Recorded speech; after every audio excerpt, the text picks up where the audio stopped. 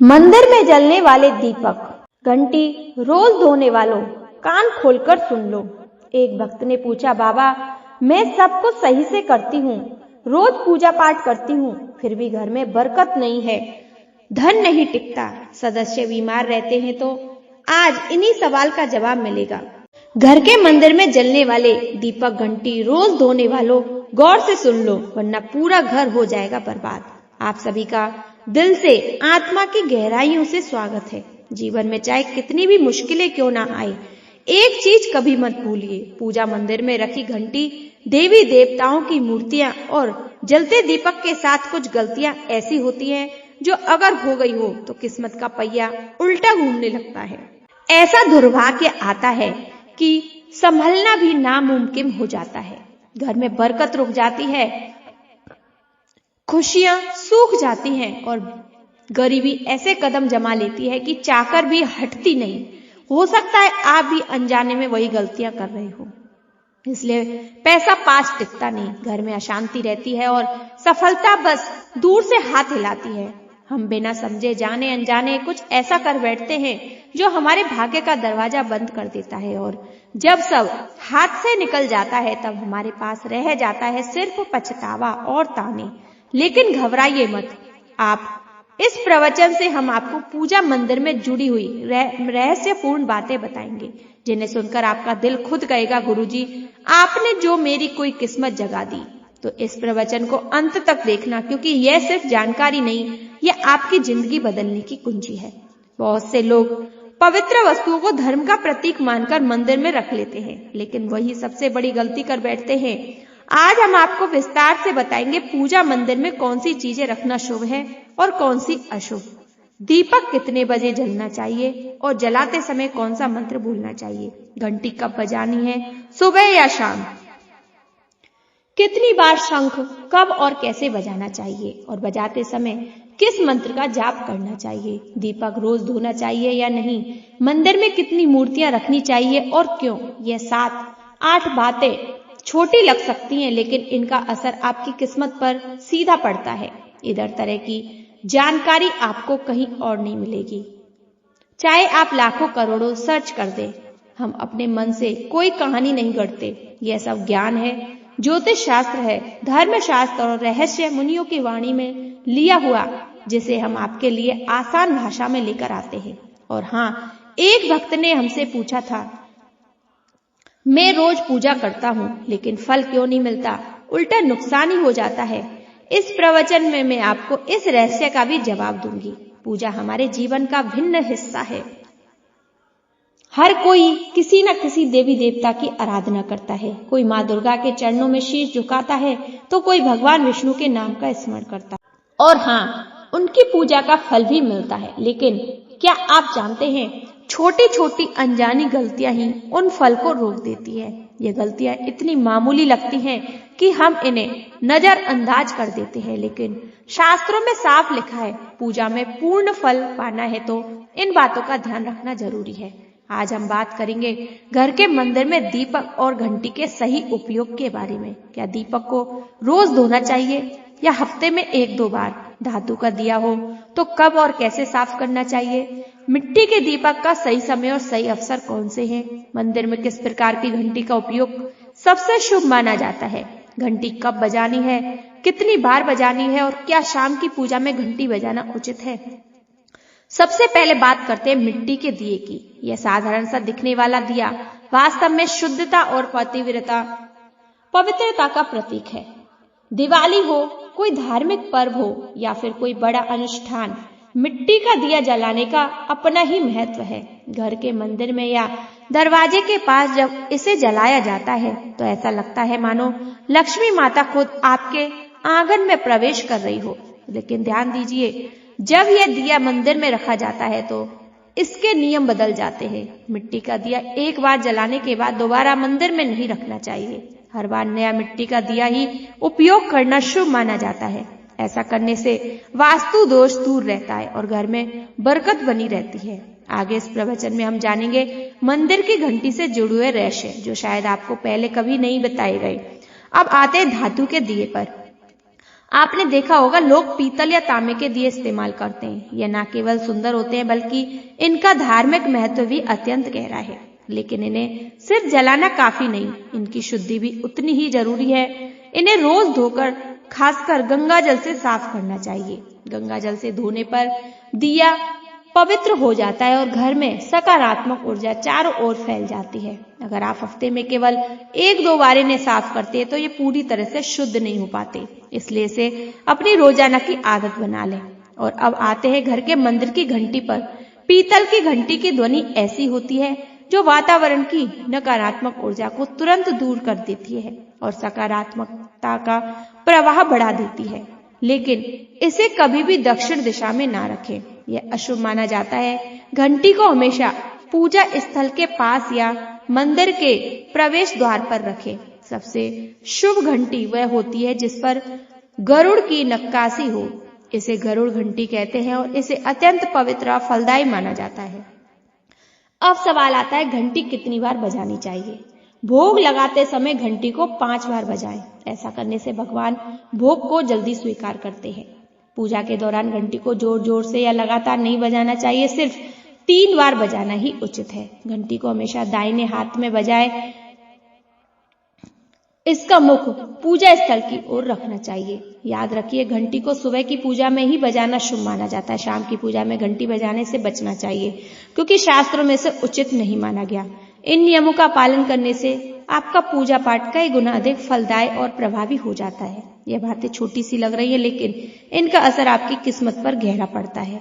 एक और बहुत ही महत्वपूर्ण बात जो अक्सर लोग नजरअंदाज कर देते हैं, जब भी आप किसी मंदिर जाएं, खासकर घर के बाहर वाले मंदिर में, जो मंदिर में प्रवेश करते समय घंटी बजे, मंदिर से बाहर निकलते समय घंटी बजाने की कोई आवश्यकता नहीं होती। जब आप घंटी बजाते हैं तो यह सिर्फ आवाज नहीं होती, यह भगवान को दिया गया संकेत होता है। प्रभु, मैं आपके द्वार पर आ चुका हूँ, आपकी शरण में हूँ। एक बार घंटी बजाने का मतलब है कि आपने भगवान के दरवाजे में प्रवेश कर लिया और पूजा आरंभ कर रहे हो। 2 बार घंटी बजाने का अर्थ है कि आप अपनी प्रार्थना अपने मन ही मन सीधे भगवान के समक्ष रख रहे हो। अब हम आपको कुछ ऐसी बातें बताने जा रहे हैं जिसे शायद आपको कोई ना बताए, इसलिए इन बातों को ध्यान से सुनिए क्योंकि यह आपके पूजा पाठ को और भी अधिक फलदायी बना सकती है। अब आइए जानते हैं पूजा मंदिर के कुछ आवश्यक नियम। पूजा करते समय आपका मुख हमेशा पूर्व दिशा की ओर होना चाहिए। यह दिशा सबसे शुभ मानी जाती है क्योंकि यहाँ से सूरज की पहली किरण आती है तो सकारात्मक ऊर्जा से भरी होती है। पश्चिम की ओर मुख करके भी पूजा की जा सकती है लेकिन पूर्व दिशा का लाभ कई गुना अधिक है। घर की सीढ़ियों के पास पूजा घर बनाना अशुभ माना जाता है क्योंकि वहां नकारात्मक ऊर्जा का प्रवाह अधिक होता है। भगवान का आसन हमेशा आपके आसन से ऊंचा होना चाहिए, कम से कम 10 इंच ऊंचा। भगवान की प्रतिमा को सीधे जमीन पर रखना अशुभ माना जाता है। ऊंचा आसन पूजा स्थल में सकारात्मकता और ऊर्जावान माहौल बनाए रखता है। पूजा करते समय हमेशा चटाई आसन पर बैठे, यह न केवल आरामदायक है बल्कि ध्यान और श्रद्धा को भी स्थिर रखता है। ध्यान दें, आपका आसन भगवान के आसन से ऊंचा ना हो, इससे भगवान के प्रति आदर और विनम्रता बनी रहती है। अगली बात बेहद जरूरी, पूजा घर में कभी भी सड़े बासी या मुरझाए हुए फूल ना रखें। मुरझाए फूल पूजा में अशुभ माने जाते हैं क्योंकि वे नकारात्मक ऊर्जा को बढ़ाते हैं। हमेशा ताजे, सुगंधित और खिले हुए फूल ही भगवान को अर्पित करें। जब फूल मुरझा जाए या काले पड़ जाए तो उन्हें सम्मान पूर्वक मिट्टी में दबा दें। इससे नकारात्मक ऊर्जा दूर होती है और आपके घर में पवित्रता बनी रहती है। एक और महत्वपूर्ण नियम, कमरे में आप सोते हैं उसमें घर का मंदिर नहीं बनाना चाहिए। यदि परिस्थितियों के कारण आपको अपने सोने के कमरे में ही मंदिर रखना पड़े तो रात को मंदिर को ढक दें या उस पर पर्दा डाल दें। इससे रात के समय मंदिर में निकलने वाली ऊर्जा आपके विश्राम को प्रभावित नहीं करेगी। ऐसा करने से घर में शांति और आपकी पूजा में एकाग्रता बनी रहती है। अब एक और विशेष बात, कभी भी काले कपड़े पहनकर पूजा ना करें। सनातन परंपरा में माना जाता है कि काले वस्त्र मन में भारीपन और नकारात्मक भाव लाते हैं, पूजा की ऊर्जा को कमजोर कर देते हैं। हमेशा शुभ और हल्के रंग के वस्त्र पहने ताकि मन में शांति, पवित्रता और सकारात्मकता बनी रहे। चलिए अब जानते हैं घर में पूजा मंदिर में किन चीजों को नहीं रखना चाहिए। किसी भी देवी देवता की एक ही तस्वीर या मूर्ति रखें। एक से अधिक तस्वीरें ऊर्जा का संतुलन बिगाड़ सकती है और पूजा का प्रभाव कम कर सकती है। एक ही रूप को स्थान दें ताकि भगवान की ऊर्जा पूरे मन से आपके जीवन में प्रवाहित हो। घर में शिवलिंग रखना अत्यंत पवित्र माना जाता है, लेकिन इसे सही दिशा में रखें। हमेशा उत्तर या पूर्व दिशा में रखें और स्वच्छ स्थान पर ही स्थापित करें। इसे शोरगुल या गंदे स्थान पर कभी ना रखें। भगवान की टूटी हुई मूर्तियां, फटी तस्वीरें पूजा स्थान से तुरंत हटा दें। टूटी मूर्ति पवित्रता को कम करती है और सकारात्मक ऊर्जा के प्रवाह में बाधा डालती है। इसे शास्त्र सम्मत तरीके से त्याग दें। शंख भगवान की कृपा का प्रतीक है। गोमती चक्र से घर में समृद्धि आती है और जल में वातावरण शुद्ध होता है। जल को रोज बदलें और इस पवित्र वस्तुओं को हमेशा साफ रखें।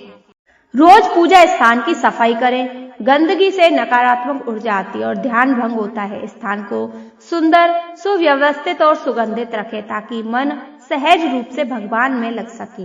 अब आइए जानते हैं हमारे घर में पूजा मंदिर से जुड़े कुछ ऐसे नियम जिन्हें मानना बेहद जरूरी है। सबसे पहले पूजा स्थान हमेशा घर के शांत और पवित्र कोने में होना चाहिए और अगर वह उत्तर पूर्व दिशा में हो तो सबसे उत्तम है। यह दिशा घर में सकारात्मक ऊर्जा का संचार करती है और आपकी पूजा को और प्रभावशाली बनाती है। ध्यान रहे, पूजा स्थान कभी बेडरूम या रसोई के पास ना हो। यह स्थान दैनिक कार्य और हलचल से भरे होते हैं जहां नकारात्मक ऊर्जा ही पनप सकती है। मंदिर के आसपास का वातावरण हमेशा साफ सुथरा और सुव्यवस्थित होना चाहिए। आपका मन पूजा में एकाग्र हो सके। और अब आप बात करते हैं दीपक और उनसे जुड़े महत्वपूर्ण नियमों की। दीपक और उनसे जुड़े महत्वपूर्ण नियम। दीपक जलाना सिर्फ एक परंपरा नहीं बल्कि एक भगवान के आशीर्वाद और कृपा का प्रकाश है जो आपके घर और जीवन में उजाला भर देता है। दीपक को हमेशा भगवान की मूर्ति के सामने रखें ताकि उनकी रोशनी सीधे भगवान तक पहुंचे और आपके पूजा स्थान को पवित्रता से भर दे। याद रहे, टूटा हुआ दीपक कभी ना जलाएं और पूजा के समय एक साथ 2 दीपक खासकर तेल और घी के भी ना जलाएं क्योंकि दोनों की ऊर्जा अलग होती है और गलत तरीके से जलाने से पूजा की शक्ति कम हो जाती है। वास्तु के अनुसार घी का दीपक बाईं और तेल का दीपक दाईं ओर रखना शुभ होता है, लेकिन ध्यान रहे दीपक कभी भी पश्चिम दिशा में ना रखें। दीपक के लिए उत्तर या पूर्व दिशा सबसे अच्छी मानी जाती है। साथ ही बत्ती का मुंह भी हमेशा इन दिशाओं की ओर होना चाहिए ताकि सकारात्मक ऊर्जा का प्रवाह और अधिक बढ़ सके। घी के दीपक में रुई की बत्ती और तेल के दीपक में लाल मोली की बत्ती का प्रयोग करें। रुई की बत्ती से प्रकाश स्थिर और शुद्ध होता है जबकि लाल मोली वाली बत्ती से वातावरण में शुभ ऊर्जा का संचार होता है। नवरात्रि या विशेष अवसरों पर माँ दुर्गा और माँ काल लक्ष्मी के सामने गोल बत्ती का दीपक ना जलाएं क्योंकि इसे अशुभ माना जाता है। और यह एक नियम याद रखें, घी का दीपक जलाने से तुरंत बाद तेल का दीपक ना जलाएं। इसके बीच थोड़ा अंतर रखें ताकि वातावरण में संतुलन और पवित्रता बनी रहे। इन छोटे छोटे नियमों का पालन ना सिर्फ आपके घर में शांति और समृद्धि बनाए रखेगा बल्कि आपकी पूजा और अधिक फलदायी बना देगा। अब 6वीं बात ध्यान से सुनिए, दीपक हमेशा उसी समय जलाना चाहिए जब भगवान जाग रहे हो। जैसे सुबह के शांत और पवित्र समय में जब पहली किरणें धरती को छूती हैं उस समय पूजा करते हुए दीपक जलाएं। फिर शाम को आरती के समय जब दिन की थकान डल जाती है और वातावरण शांत हो जाता है उस समय का दीपक वातावरण को भी पवित्र कर देता है। यह दोनों समय सिर्फ पूजा के ही नहीं बल्कि ध्यान और आत्मिक ऊर्जा को महसूस करने के लिए भी सर्वश्रेष्ठ होते हैं। इन पलों में दीपक जलाने से घर में सकारात्मक ऊर्जा का प्रभाव बढ़ता है और आपका मन भी निर्मल होता है। 7वीं बात, दीपक जलाना केवल धार्मिक है, नियम नहीं। वास्तुशास्त्र और ज्योतिष शास्त्र में भी इसका गहरा महत्व बताया गया है। दीपक जलाने से न केवल घर में सकारात्मक ऊर्जा का संचार होता है बल्कि हमारे जीवन के 7 चक्रों को संतुलित करता है। यह नकारात्मकता को दूर करके वातावरण को शुद्ध करता है और आपके मन को शांति प्रदान करता है। दीपक की हल्की स्थिर लौ मानो भगवान का आशीर्वाद आपके जीवन को रोशन कर रही हो। इसलिए जब भी आप दीपक जलाएं ऊपर बताए गए